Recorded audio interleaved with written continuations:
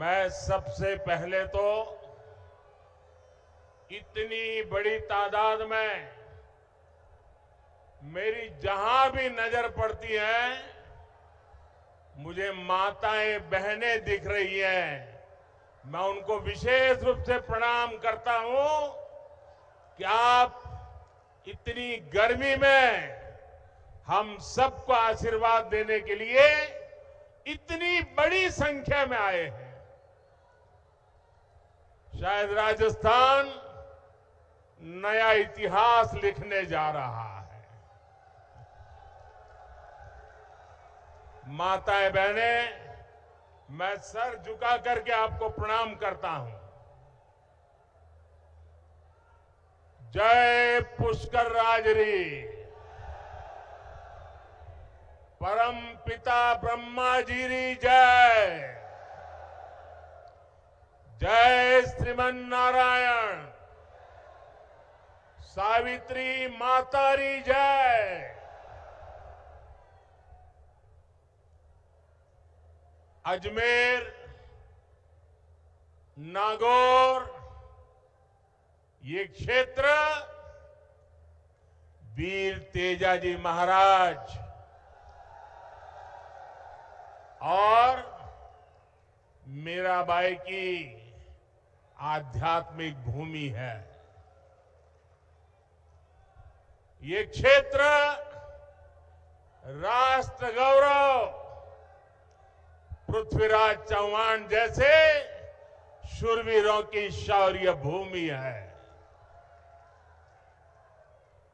मैं इस महान धरती से राजस्थान की इस महान अनगिनत विभूतियों को सर झुका करके नमन करता हूं। साथियों, आज 6 अप्रैल को ही भारतीय जनता पार्टी की स्थापना हुई थी।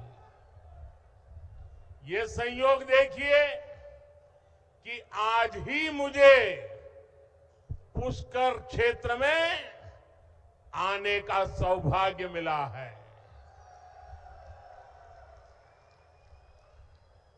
ब्रह्मा जी तो नियंता है, निर्माता है और भारतीय जनता पार्टी भी नए भारत के निर्माण के लिए प्रतिबद्ध है। और सबसे बड़ी बात,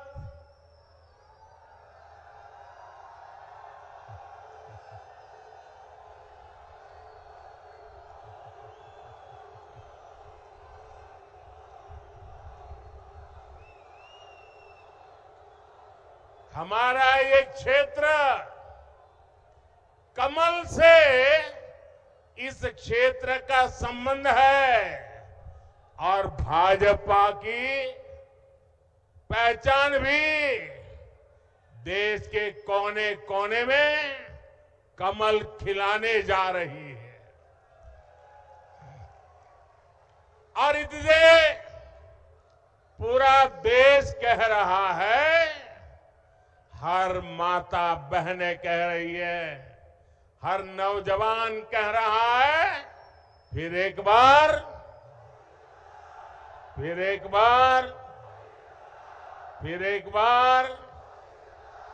4 जून 400 पार। 4 जून 4 जून। साथियों, देश के इतिहास में कभी कभी ऐसे मौके आते हैं जब उस देश के नागरिकों का एक फैसला अगले सैकड़ों वर्षों का भविष्य तय करता है। 2024 का ये चुनाव ऐसा ही बड़ा अवसर है। ये कोई सामान्य चुनाव नहीं है। आप याद करिए, कितने दशकों से हमारे देश में जोड़ तोड़ वाली सरकारें चली रही थी। गठबंधन की मजबूरियां, हर किसी के अपने स्वार्थ, इस सब में देश का हित पीछे छूट गए थे।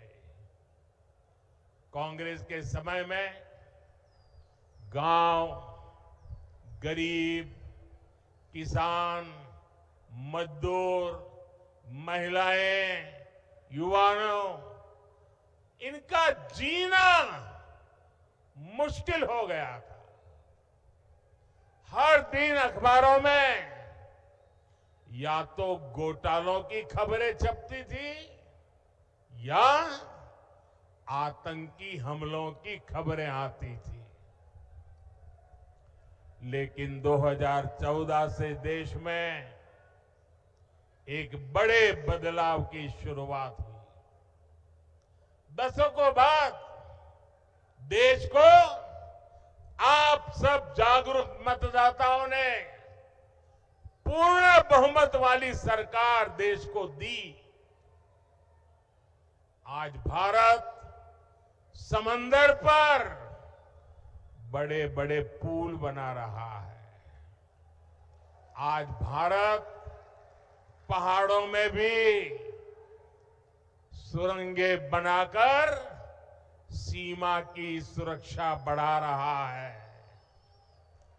अब जब अजमेर से वंदे भारत ट्रेन रफ्तार भरती है तो विदेशी भी हैरान हो जाते हैं। अब राजस्थान में एक से बढ़कर एक एक्सप्रेस वे बन रहे हैं, डेडिकेटेड फ्रेट कॉरिडोर बन रहे हैं। भाजपा के शासन में राजस्थान विकास की नई ऊंचाई की ओर बढ़ रहा है। साथियों, कांग्रेस जहां रहती है वहां विकास हो ही नहीं सकता। कांग्रेस ने ना कभी गरीब की परवाह की और ना ही कभी वंचितों, शोषितों, युवाओं के बारे में सोचा। कांग्रेस के लिए यही कहा जा सकता है, एक तो करेला, दूसरे नीम चढ़ा। एक तो परिवारवादी पार्टी और दूसरा उतना ही भ्रष्टाचारी पार्टी। आप याद करिए, कांग्रेस सरकार में राजस्थान को लेकर कैसी खबरें आती थी। युवाओं के भविष्य से खिलवाड़ वाली पेपर लीक की खबरें आए दिन वही पढ़ने को मिलता था। अपराधियों और माफियाओं के बेलगाम अपराध की खबरें, बेटियों के साथ अत्याचार की खबरें, पानी की विकराल होती समस्या की खबरें, कांग्रेस सरकार में लूट की हिस्सेदारी को लेकर सिर फुटव्वल की खबरें आया करती थी। देश में राजस्थान की चर्चा केवल नकारात्मक कारणों से होने लगी थी। लेकिन जब से बीजेपी आई है, अब चर्चा पेपर माफियाओं पर हो रही कार्रवाई की हो रही है। अब खबरें अपराधियों पर कस रहे कानून के शिकंजे की आती हैं।